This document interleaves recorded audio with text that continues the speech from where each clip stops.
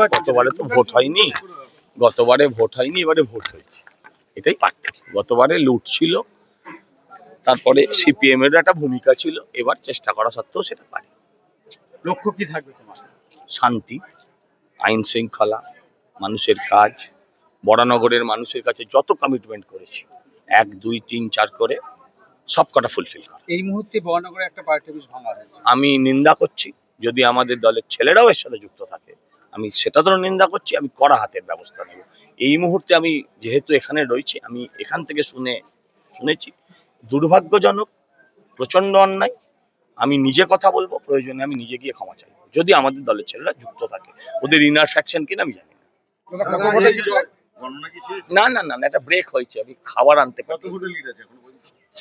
11-12 এই জয় যে এগোচ্ছেন, কাকে উৎসর্গ করবেন?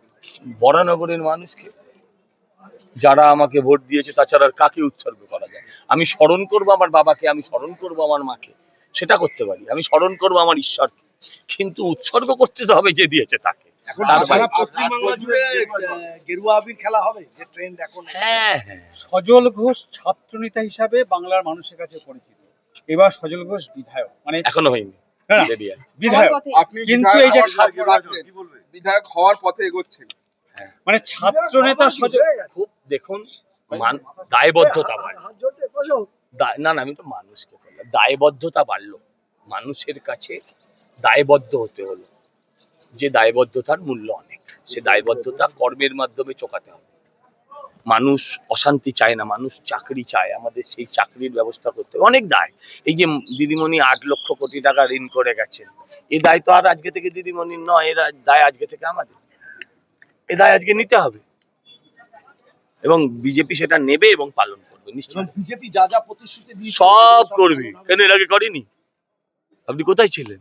পশ্চিমবাংলায় যা যা পশ্চিমবাংলায় মানে মোদিজির গ্যারেন্টি। ভারতবর্ষের যেখানে হোক, ইভেন পাকিস্তানে, ঘুষকে মারেঙ্গে, মার দিয়া, এখানেও হবে, চাকরি হবে। হ্যাঁ, মানুষের আইন শৃঙ্খলা ফিরবে, মা বোনেদের সম্মান ইজ্জত রক্ষা হবে। হ্যাঁ, সব হবে। পশ্চিমবঙ্গটা চেঞ্জ হয়ে যাবে। ডবল ইঞ্জিন সরকার হলো। 50 বছর ধরে আমরা রাজ্য আর কেন্দ্র লড়াই করেছি, এবার রাজ্য কেন্দ্র একসাথে, পিএম অ্যান্ড সিএম।